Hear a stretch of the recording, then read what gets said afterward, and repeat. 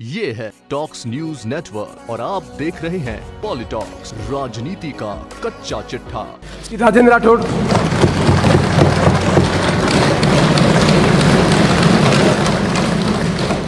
महोदय, मैं सबसे पहले आपको धन्यवाद देना चाहूँगा।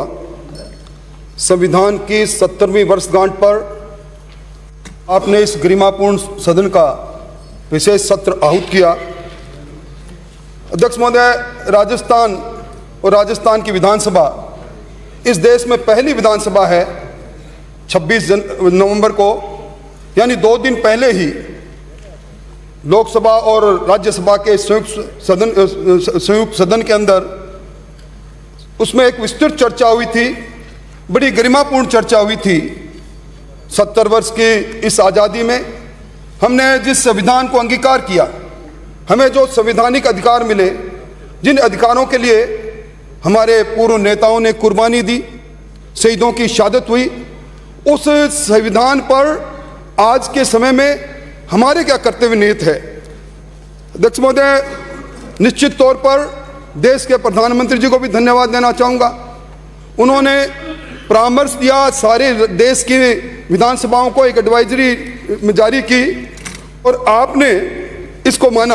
अध्यक्ष महोदय, 2015 से पहले इस संविधान दिवस को कानून दिवस मानकर इसको काम को पूरा कर लिया जाता था।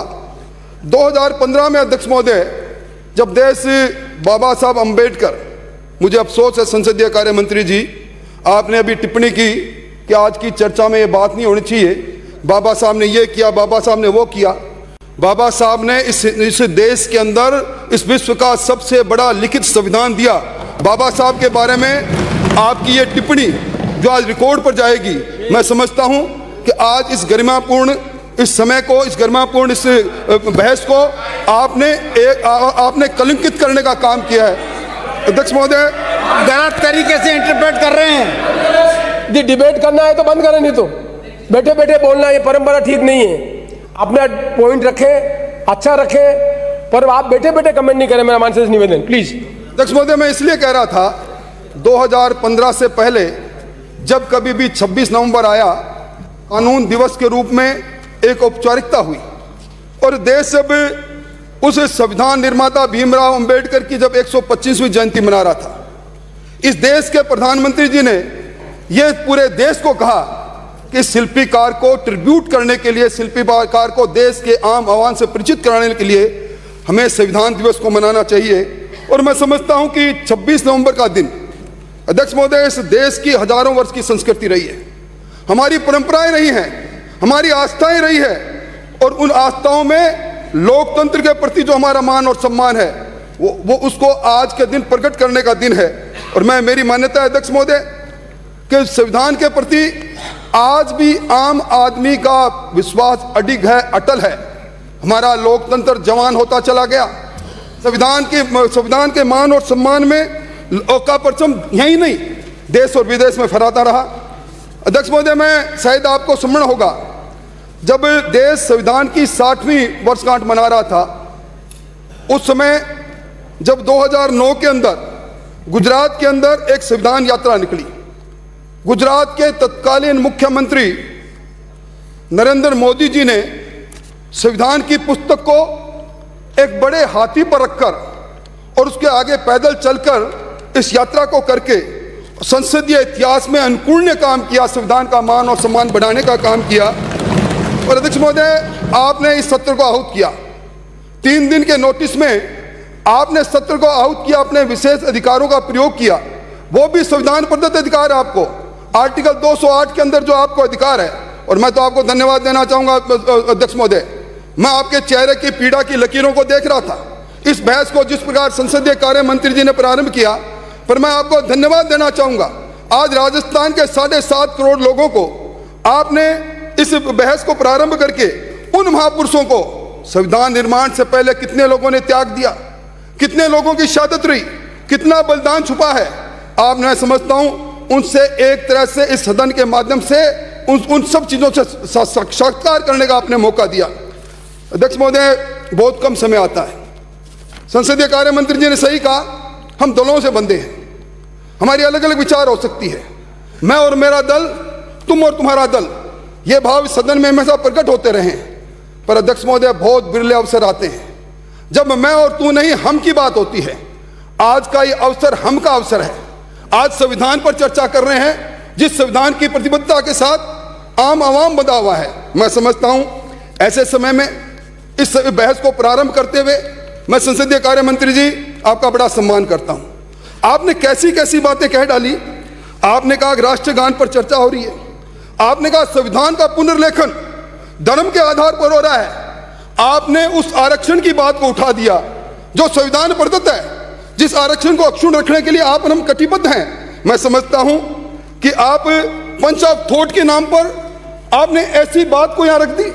मैं समझता हूं कि इस प्रकार की बातें नहीं हो तो निश्चित तौर पर अच्छा होगा और आज की यह बहस अध्यक्ष महोदय सार्थक बहस हो। मैं संसदीय कार्य मंत्री जी, आपकी आदत के अनुसार मैंने कल भी आपको कहा था कि आप रुकोगे नहीं। आज कार्य सलाहकार समिति में जो प्रतिवेदन रखा है उसमें लिखा है भारतीय संविधान को अंगीकार करने के 70 वर्ष पूर्ण होने के उपलक्ष्य में भारत के संविधान तथा मूल कर्तव्यों पर विचार विमर्श। ये मूल कर्तव्य पर आपने विचार विमर्श किया। मैं समझता हूं रिकॉर्ड पर सारी बात जाएगी तब लोग देखेंगे। और मैं निवेदन करना चाहूंगा अध्यक्ष महोदय, ये जो विशेष सत्र है, इस सत्र के पीछे जो भाव है निश्चित तौर पर उनको नमन करने का भाव है। हम लोग इस लोकतंत्र में संविधान निर्माण की कार्रवाई जब प्रारंभ हुई, मैं समझता हूं बाबू राजेंद्र प्रसाद की अध्यक्षता में जो संविधान समिति बनी और उसके बाद जो ड्राफ्ट समिति बनी अंबेडकर जी की अध्यक्षता में, उससे पहले अध्यक्ष महोदय महात्मा गांधी की अगुवाई में जंग आज़ादी लड़ाई लड़ी गई।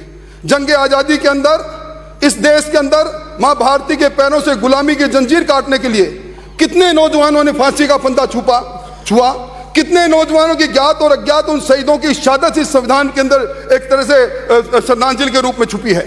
अगर आज के दिन हम गरिमापूर्ण व्यवहार नहीं करेंगे, गरिमा नहीं रखेंगे, तू और मेरे के अंदर इस बहस को समेट देंगे, तो मैं समझता हूं उन शहीदों की शहादत का अपमान करने का काम होगा और जमाना इसको माफ नहीं करेगा। इसीलिए अध्यक्ष महोदय, मैं ये कहूंगा कि यह संविधान कानून नियम की लिखित पुस्तक नहीं है, ये लोकतंत्र की हमारी आस्थाओं का प्रतिबिंब है। और अगर कहे विश्व के सबसे बड़े लोकतंत्र का कोई आधार ग्रंथ कोई है, ये मैं नहीं कह रहा, इस विश्व के कई विद्वानों ने कहा है विश्व का सबसे बड़ा लोकतंत्र कहीं है तो हिंदुस्तान के अंदर है। और हिंदुस्तान के अंदर से लोकतंत्र का आधार ग्रंथ अगर कोई है तो हमारा संविधान है। मैं समझता हूं अध्यक्ष महोदय, निश्चित तौर पर बड़ी कठिन डगर से हमारे संविधान निर्माताओं ने गुजरकर इस संविधान को बनाया है। राजेंद्र प्रसाद जी की अध्यक्षता में बनी उस समिति का 141 बैठकें हुई, 2 वर्ष 11 माह 17 दिन इसमें लगे। और आज जो विस्तृत इस दुनिया का सबसे बड़ा लिखित संविधान को हम शिरोधार्य कर रहे हैं अध्यक्ष महोदय, 465 अनुच्छेद है, इसमें 12 अनुसूची है और 22 भागों में विभक्त है। अध्यक्ष महोदय, कमाल इस बात का है, जिसे अंबेडकर जी को यो किया वो किया की बात कर रहे थे, कमाल उस शिल्पीकार का अध्यक्ष महोदय। ये 130 करोड़ का देश अध्यक्ष महोदय, और इसमें इस देश के अंदर 12 धर्म, अलग अलग धर्म है जिनको श्रद्धापूर्वक लोग मनाते हैं। 12 धर्म है अध्यक्ष महोदय, इसमें अलग अलग मूल से निकली हुई 122 भाषाएं हैं। उन भाषाओं का निकलने में बड़ा इतिहास छुपा है, बड़ी संस्कृति छुपी हुई है। और उसके साथ 1600 बोलियां हैं। यहाँ ईश्वर को मानने वाले लोग भी हैं, यहाँ अल्लाह को मानने वाले लोग भी हैं, और यहाँ ईश्वर और अल्लाह दोनों को मानने वाले लोग भी इधर कुछ बैठे हैं। अध्यक्ष महोदय, यह वो देश है जिस देश के अंदर पेड़ों में देव को माना है, जिस देश में पत्थर को परमात्मा को माना जाता है। और इस पूरे देश जो विविधता से भरा हुआ देश है संसदीय कार्य मंत्री जी, इस देश को एकता के सूत्र में बांधने का अगर किसी ने लोकतांत्रिक व्यवस्था की है तो हमारे संविधान निर्माताओं ने की है, जिनके बारे में आपके विचार भी मैंने सुने।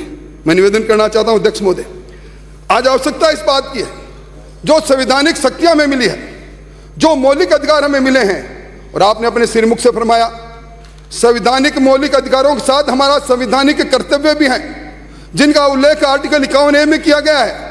हम उन कर्तव्यों के अनुसार इस देश के नवनिर्माण में, देश के निर्माण में हम कितना योगदान करें, यह बहस होनी चाहिए अध्यक्ष महोदय।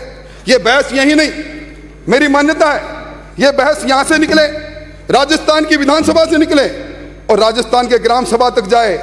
और मैं चाहूंगा अध्यक्ष महोदय, जब ग्राम सभा में बहस जाए और उसमें संसदीय कार्य मंत्री जी आपका भाषण तो किसी ने सुन लिया ना, तो गांव गांव में क्या होगा इसकी बात मैं नहीं कर सकता। मैंने निश्चित तौर पर अध्यक्ष महोदय 29 अगस्त 1947 को बाबा साहब भीमराव अंबेडकर को ड्राफ्ट कमेटी का चेयरमैन बनाया गया था, और ये मैं उस एक बात से, इस सिरमिंग की बात से सहमत हूं। माननीय संसदीय कार्य मंत्री जी ने एक ग्रीनविल आइंस्टीन की बात कही। निश्चित तौर पर ग्रीनविल आइंस्टीन ने भारत के संविधान का वर्णन करते हुए कहा यह एक सामाजिक दस्तावेज है, यह संविधान एक कानूनी दस्तावेज नहीं। हमें अभिमान है सब अध्यक्ष महोदय इस संविधान पर। यह समाज के ताने बाने के साथ समाज की समरसता की बात भी करता है, सामाजिक उत्थान की बात करता है। और यह मैंने नहीं कहा, उसी विश्व के महान चिंतक जिसका जिक्र भी संसदीय कार्य मंत्री जी ने किया, उन्होंने कहा कि यह एक सामाजिक दस्तावेज है। मैं समझता हूं अध्यक्ष महोदय, अभी हमारे देश के प्रधानमंत्री जी ने इसी 2 दिन पहले जब संयुक्त अधिवेशन को एड्रेस कर रहे थे, उन्होंने संविधान की परिभाषा 2 शब्दों में करने की बात कही।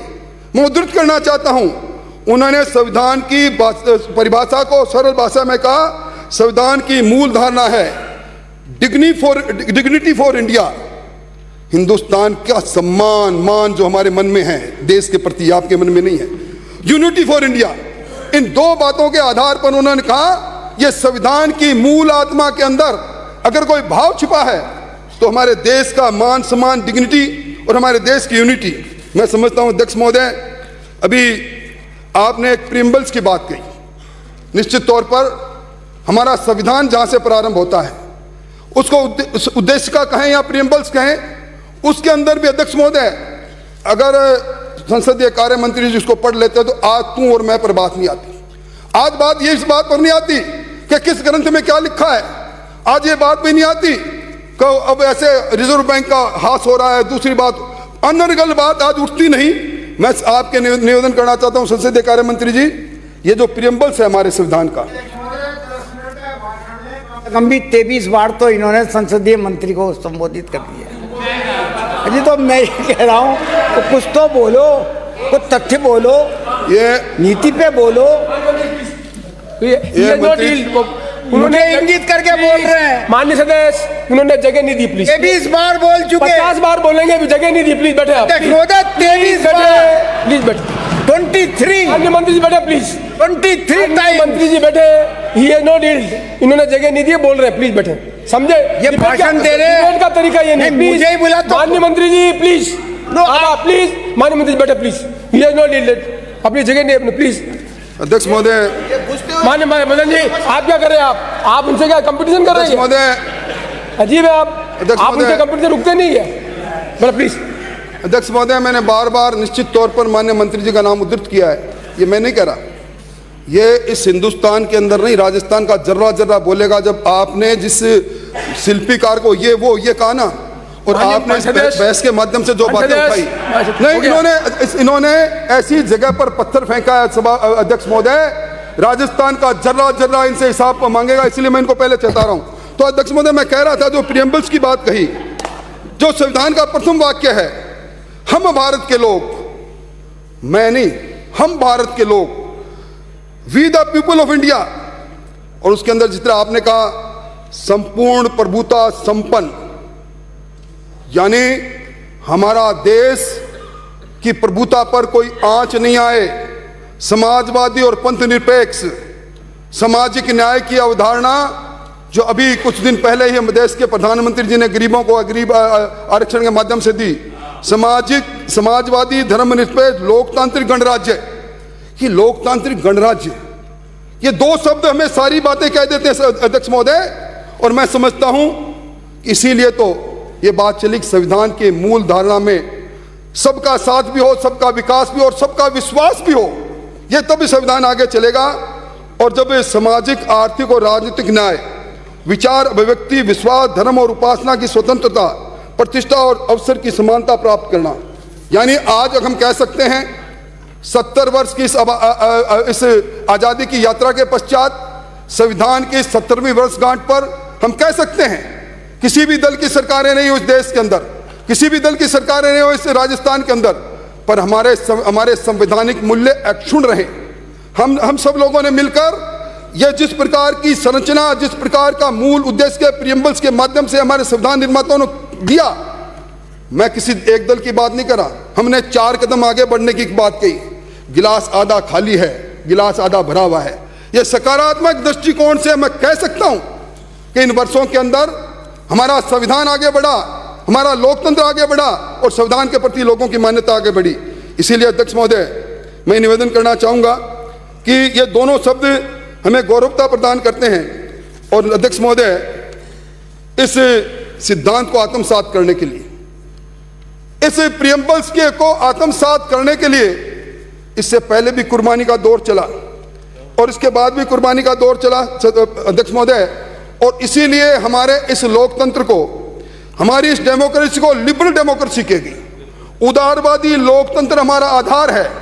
आज राजस्थान में सरकार कांग्रेस की हो सकती है, दिल्ली में सरकार भारतीय जनता पार्टी की हो सकती है, पर जो हमारे संवैधानिक मूल्यों के साथ साथ हमारे संविधान की लक्ष्मण रेखा है, उसके अनुसार इस फेडरल सिस्टम को मजबूत करने के लिए, चाहे दिल्ली की सरकार हो, अलग विचारों की सरकार हो, अलग दलों की सरकार हो, पर हमारा जो बुनियाद हमारी है, अलग अलग दल हो सकते हैं, अलग अलग सिद्धांत हो सकता है, पर संविधान की लक्ष्मण रेखा में बांधने का काम करती है अध्यक्ष महोदय।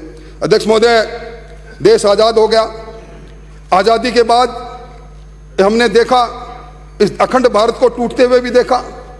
हमने 1965 का युद्ध भी देखा, 1971 का युद्ध भी देखा, हमने कारगिल का युद्ध भी देखा, हमने सीमा पार आतंकवाद को भी देखा।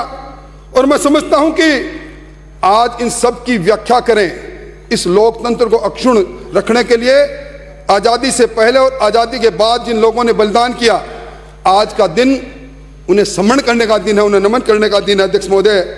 और मैं इस मौके पर जो संविधान सभा के प्रोविजनल चेयरमैन थे डॉक्टर सचिदानंद सिन्हा, उनकी एक बात को उल्लेख करना उचित समझता हूं। उन्होंने अपने भाषण के अंदर अमेरिकी संविधान के बारे में जो प्रसिद्ध चिंतक जोसेफ रोटरी ने कहा, वो उन्होंने कहा, ये जोसेफ रोटरी ने कहा, संविधान अमर रहने के लिए बनाया जाता है। यानी संविधान बनता है, अमर रहे, संविधान हमेशा अक्षुण्ण रहे। इसके अलावा मनुष्य द्वारा बनाई गई कोई चीज अमर हो ही नहीं सकती, लेकिन संविधान अमर हो सकता है। आज आवश्यकता इस बात की है कि सदन चर्चा करे, हमारा संविधान अमरत्व को प्राप्त करे, हमारा देश अक्षुण्ण रहे। और मैं कह सकता हूं अध्यक्ष महोदय, कितनी बड़ी दूरदृष्टि थी। निश्चित तौर पर आपने फरमाया अलग अलग समय पर संविधान के अंदर संशोधन भी हुए, निश्चित तौर पर हुए, पर संविधान के मूल ढांचे के अंदर उस संविधान निर्माताओं ने 100 साल पश्चात ये देश किस परिस्थितियों से गुजरेगा, देश के अंदर किस प्रकार के विकार और देश के अंदर किस प्रकार की व्यवस्था में परिवर्तन आने की आशंका रहेगी, आज मूल ढांचे के अंदर उन सब चीज़ों को लेने का काम हमारे संविधान के निर्माताओं ने कहा। अध्यक्ष महोदय, 25 नवंबर 1949 को बाबा साहब ने अपने भाषण में जो बात की मैं उद्धृत करना चाहता हूं, उसमें उन्होंने कहा, बाबा साहब ने 25 नवंबर 1949 को लोकतंत्र को मजबूत करना है तो भविष्य में अपने सामाजिक और आर्थिक लक्ष्यों को प्राप्त करने के लिए संवैधानिक तरीकों को दृढ़ता से पालना करनी। उस वक्त कही उन्होंने 1949 में कहा कि लोकतंत्र को मजबूत करना है तो सामाजिक और आर्थिक लक्ष्यों को प्राप्त करने के संवैधानिक तरीकों को दृढ़ता से पालना करनी चाहिए। जहां संवैधानिक तरीके खुले हैं वहां असंवैधानिक तरीकों का औचित्य नहीं हो सकता। ये तरीके कुछ नहीं बल्कि अराजकता और उन्हें शीघ्र छोड़ देना ही बेहतर है, उस वक्त उस दिव्यदृष्टा ने कहा। अध्यक्ष महोदय, यह अलग बात है, इस महान शिल्पीकार मैं इसको महामानव कहूं तो दूसरी बात नहीं, अंबेडकर जी ने जन्म से लेकर जीवन तक कई यातनाएं झेली। इन्होंने अपमानित होते रहे, उपेक्षित होते रहे, डगर डगर पर इनको अपमान सहन करना पड़ा, परंतु संविधान के निर्माण में कितना बड़ा महामानव है वो। संविधान के निर्माण में इस अपमान की छाया उन्होंने नहीं आने दी। याद होगा मंत्री जी 1952 का चुनाव, 1952 के चुनाव में अंबेडकर जी को कांग्रेस ने टिकट नहीं दी और उनको एक दूध बेचने वाले नारायण काजूलकर से हारना पड़ा। और 1954 के अंदर जब वो सितारा से चुनाव लड़ रहे थे, भंडारा से चुनाव लड़े थे, भंडारा के चुनाव में उन्हें अनुसूचित जाति संघ से चुनाव लड़े और तीसरे नंबर पर रहा। उस समय अंबेडकर जी ने जो कही वो बात मैं कहना चाहता हूं। उन्होंने 1954 में कहा, अनुसूचित जाति के मेरे भाइयों, कांग्रेस को वोट देने से पहले आत्महत्या कर लो। ये विचार अंबेडकर जी के मेरे नहीं है, मैं नहीं कह रहा। और मैं समझता हूं समय चलता गया। आज संविधान निर्माता की 1979 तक 90 तक संसद में तस्वीर नहीं लगी। उनके नाम की कोई परियोजना नहीं बनी, जिन्होंने वैधानिक सामाजिक दस्तावेज बनाया जिस पर आज देश को गर्व है। अध्यक्ष महोदय, यहाँ बहुत सी बातें हुई। निश्चित तौर पर जब हमारी संवैधानिक व्यवस्थाओं में हर नागरिक को कानून की व्यवस्था की छांव में मनमर्जी से जीने का अधिकार मिला, आज जो हमारे फंडामेंटल राइट अध्यक्ष महोदय आर्टिकल 14, 15, 16 हमें समानता का अधिकार देते हैं। कानून की नजर में राजा हो, रंग को, छोटा हो, बड़ा हो, सब समान है। और आर्टिकल 15 में धर्म, जाति और लिंग के आधार पर कोई भेदभाव नहीं। और आर्टिकल 19 तो जो है, जिसमें हमें 6 प्रकार की स्वतंत्रता दी है। बोलने की स्वतंत्रता है, इकट्ठे होने की स्वतंत्रता है, सभा करने की स्वतंत्रता है, किसी भी क्षेत्र में निवास करने की स्वतंत्रता है। इस किसी भी क्षेत्र में निवास करने वाले की स्वतंत्रता, यह हमारे संविधान निर्माताओं ने, ये मैं नहीं कह रहा, संविधान सभा की प्रोसीडिंग में लिखा है कि अगर बाबा साहब अंबेडकर ने उस समय अगर किसी एक अनुच्छेद का, एक आर्टिकल का विरोध किया तो आर्टिकल 370 था। आर्टिकल 370 का उन्होंने विरोध किया और फिर तत्कालीन राजनीतिक परिस्थितियों के कारण आर्टिकल 370 आया। और यह जो हमारा अधिकार है, हम सब लोग आर्टिकल 19 के तहत किसी भी क्षेत्र में निवास करते हैं। जम्मू और कश्मीर से देशवासी वंचित रह गए। मैं धन्यवाद देना चाहूंगा प्रधानमंत्री जी को, मैं कोई राजनीतिक बात नहीं कर रहा, मैं धन्यवाद देना चाहूंगा गृह मंत्री अमित शाह को। इस 70 वर्ष के अभिशाप से मुक्ति का काम उन्होंने किया, दृढ़ता से किया। धारा 370 की विदाई हुई, धारा 35A की विदाई हुई। अध्यक्ष महोदय, मैं निवेदन करना चाहूंगा, आपने इस संविधान के निर्माण में निर्माताओं ने उस वक्त, अध्यक्ष महोदय, कोई कल्पना नहीं कर सकता, ये साधन जैसे नहीं थे। कितने देशों के संविधान का उन्होंने अध्ययन किया। आज हमारे संविधान के अंदर जो आजादी की बात की, समानता की बात की, बंधुत्व की बात की है, वो फ्रांस के संविधान से लिया गया। आज हमारे संविधान के अंदर जो पंचवर्षीय योजना की व्यवस्था की बात कही, वो सोवियत संघ से लिया गया। और मैं निवेदन करूं अध्यक्ष महोदय, आपने अभी संविधान में जो हमें कर्तव्य है उनकी ओर आसन से रेखांकित किया है, आसन से हमें इंगित किया था। 51A के अंदर आर्टिकल में निश्चित तौर पर हमारे कुछ कर्तव्य हैं। और एक बात की शपथ हम सब लेते हैं, 51A के कै में लिखा है कि देश की संप्रभुता, एकता, अखंडता अक्षुण्ण रखने के लिए मेरा कर्तव्य है। यानी एक किसी एक का नहीं। हम सरकारों की बात करते हैं, लोकतांत्रिक तरीके से सरकार चुनी जाती है, वो हमारा प्रतिनिधित्व करती है, परंतु एक नागरिक के रूप में मेरा कर्तव्य है कि देश संप्रभुता से, एकता से, अखंडता से अक्षुण्ण रहे। मैं समझता हूं कि आज इन बातों को जन जन तक पहुंचाने की बहुत बड़ी आवश्यकता है। अध्यक्ष महोदय, इसी कर्तव्य के अंदर एक 51A घ के अंदर जो बात कही गई, मैं समझता हूं जहां देश की रक्षा और राष्ट्रभाव की बात कही, वहां 70 वर्ष पहले अध्यक्ष पहले मूल कर्तव्य में कहा प्रकृति, पर्यावरण, वन, नदी, झील की रक्षा करने की बात कही। यानी आज 70 वर्ष बाद विश्व मंच पर हमारे बिगड़ते हुए पर्यावरण के प्रदूषण की चर्चा हो रही है। हमारे संविधान निर्माताओं की दूरदृष्टि है, उन्होंने उस वक्त ये बात कही कि एक आम आदमी का कर्तव्य है कि वो पर्यावरण की रक्षा करे, वन की रक्षा करे, नदी की रक्षा करे, झील की रक्षा करे। और मैं समझता हूं आज का दिन हम सबको संकल्प लेने का दिन है। हमारा संवैधानिक कर्तव्य भी है। संविधान ने लिखित रूप से हमें उस कर्तव्य के और कर्तव्य बोध भी करवाया है कि हम इस काम को आगे बढ़ाएं। अध्यक्ष महोदय, आपने डायरेक्टिव प्रिंसिपल की बात भी कही। निश्चित तौर पर आर्टिकल 36 से लेकर 51 तक उन डायरेक्टिव प्रिंसिपल्स, यानी हमारी चुनी हुई लोकतांत्रिक पद्धति से चुनी हुई सरकारें किस नीति निर्देश के अनुसार चले, उसकी विस्तृत व्याख्या की गई है। मैं कोई लंबी बात उसमें नहीं कहूंगा, पर अध्यक्ष महोदय, आर्टिकल 40 में ग्राम स्वराज्य की बात कही गई थी, ग्राम पंचायत की बात कही गई थी, गांव के लोग खुद शासित हो इसकी बात कही गई थी। और मैं समझता हूं कि जो 73वां संशोधन आया, सत्ता के विकेंद्रीकरण का संशोधन आया, बहुत बड़ा संशोधन आया। मैं उस पर चर्चा नहीं कर रहा आज उस आर्टिकल 40 की आड़ के अंदर पंचायत राज संस्थाओं के साथ क्या हो रहा है, क्योंकि यह समय नहीं है, इसलिए मंच भी नहीं है। पर जब कभी भी दूसरों की तरफ पत्थर फेंकने से पहले देख तो लेना चाहिए। इसलिए कह रहा हूं अध्यक्ष महोदय, कि अगर ये बहस इस प्रकार प्रारंभ हो जाएगी तो हम मूल उद्देश्य से भटक जाएंगे। और मैं समझता हूं कि आर्टिकल 46 के अंदर अनुसूचित जाति, जनजाति, अन्य दुर्बल वर्गों की शिक्षा, अर्थ संबंधी हितों के लिए विशेष प्रावधान किया गया, आरक्षण की बात कही गई। मैं समझता हूं कि कोई ऐसा व्यक्ति नहीं होगा जिसका पक्षधर नहीं हो। और अध्यक्ष महोदय, मैं अपनी बात को समाप्त करूं इससे पहले मैं भारत के पूर्व न्यायाधीश रंजन गोगोई की एक टिप्पणी जो आज समसामयिक है उसको उद्धृत करना चाहूंगा।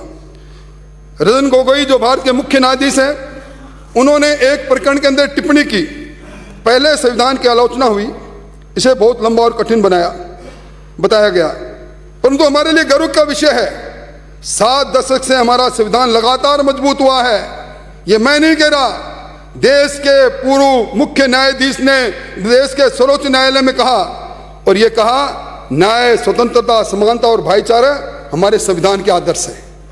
उन्होंने कहा कि आज हम गौरव से कह सकते हैं संविधान से निकली राष्ट्रीयता, राष्ट्रवाद में देश प्रेम, देशभक्तियों, देश के प्रति समर्पण छुपा है। इसलिए राष्ट्रवाद जितना मजबूत होगा, देश की ताकत उतनी बढ़ेगी। आज आवश्यकता इस बात की है कि हम इन सारी चीजों पर चर्चा करें। और ये मैं नहीं कह रहा अध्यक्ष महोदय, जिस मुल्क के अंदर राष्ट्र के प्रति, राष्ट्रवाद के प्रति, राष्ट्रभक्ति के प्रति लोगों में चेतना आई है, वो मुल्क आगे बढ़ा है। चीन का उदाहरण हमारे सामने है, जापान का उदाहरण हमारे सामने है, आज यूरोपीय संघों के कई देशों का उदाहरण हमारे सामने है। तो क्या आज के दिन आप और मैं, मेरा दल, मैं अहंकार में डूबे हुए, हम सरकार में, आप सरकार के बाहर, उस पर चर्चा करने के बजाय हम इस प्रकार की बहस को चालू करें कि हमारे में राष्ट्र भावना इस सदन से निकलकर ग्राम सभा तक जाए। और हम भी, जब चीन आगे बढ़ सकता है, जापान आगे बढ़ सकता है, हिंदुस्तान आगे क्यों नहीं बढ़ सकता, राजस्थान आगे क्यों नहीं बढ़ सकता, इस पर निश्चित तौर पर बात होनी चाहिए। अध्यक्ष महोदय, मैं निवेदन करूं, अभी बहुत लंबी बड़ी चर्चा हुई और मैं कहना चाहता हूं कि एक जो हमने देश को जब टूटते हुए देखा, हमने कश्मीर से अपने को अलग होते हुए देखा। आज हमारे लिए गर्व की बात है।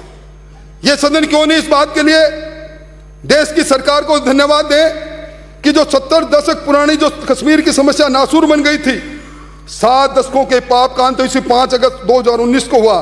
हम इस बात के लिए क्यों नहीं हमारी सरकार को धन्यवाद दें। और अध्यक्ष महोदय, अब एक बात रह गई, लद्दाख का वो हिस्सा, लद्दाख का वो भूभाग जो तत्कालीन नेताओं के कारण से, जिस पर चीन का कब्जा चला रहा है, आज हम संकल्प करें, मुल्क इस बात के लिए आगे बढ़े कि लद्दाख का वो हमारा हिस्सा जिस पर चीन का बीज है, वो भी जब राष्ट्रीयता की भावना से ओतप्रोत होकर हमारा देश एकमत होकर आगे बढ़ेगा, उस पर भी हम आगे बढ़ेंगे। अध्यक्ष महोदय, मैं निवेदन करना चाहूंगा, एक आर्टिकल 368 के बारे में बाबा साहब अम्बेडकर ने कहा, जिसकी चर्चा संसदीय कार्य मंत्री जी ने कही, मैं उसके लिए आपको धन्यवाद देना चाहूंगा। अम्बेडकर जी ने उस वक्त कहा, संविधान आधारभूत दस्तावेज है। यह दस्तावेज है जो राज्य के तीनों अंगों, कार्यपालिका, न्यायपालिका, विधायिका की स्थिति और शक्तियों को प्रभावित करता है। यह कार्यपालिका की शक्तियां और विधायिका की शक्तियों को नागरिक के प्रति भी प्रभावित करता है, जैसा कि हमने मौलिक अधिकारों के अध्याय में कहा। और अध्यक्ष महोदय, विधि आयोग बना, न्यायमूर्ति गजेंद्र गढ़कर इसके चेयरमैन,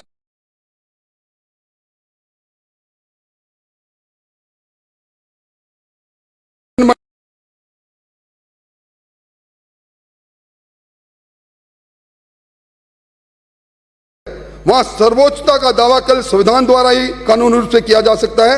यह संविधान ही है जो सर्वोच्च है, जो कानूनों का कानून है, जो संविधान को उनकी शक्तियां प्रदान करता है, उनके संबंध में संबंधित कार्य देने के लिए उन सीमाओं को विहित करता है, जिसमें उक्त शक्तियां कानूनी रूप से अपने कार्य। अध्यक्ष महोदय, ये सारी बातें मैं कहना चाहता हूं और मैं निवेदन करना चाहूंगा कि हमें इस मौके पर भारत सरकार को धन्यवाद देना चाहिए।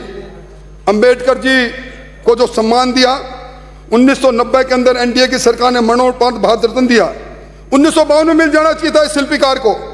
और इनके जन्म पंच तीर्थों का निर्माण किया, जन्मस्थली से रहकर जहाँ इन्होंने शिक्षा ली, दीक्षा ली, महापरिनिर्वाण किया, इन सब पर इन्होंने किया। और अध्यक्ष महोदय, अंत में मैं एक बात जो महात्मा गांधी ने कही, महात्मा गांधी जी ने कही, अपने जीवन में अधिकार तब अर्जित होंगे जब हम अपने कर्तव्य का निर्वहन पूरी ईमानदारी के साथ करेंगे। तो कर्तव्य का निर्वहन पूरी ईमानदारी के साथ करें, ये संकल्प हमारा होना चाहिए।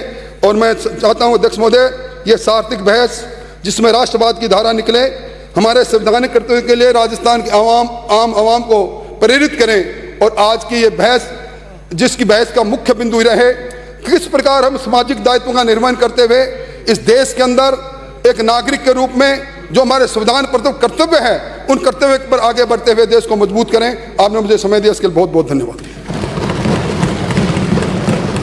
ये है टॉक्स न्यूज नेटवर्क और आप देख रहे हैं पॉलिटॉक्स, राजनीति का कच्चा चिट्ठा।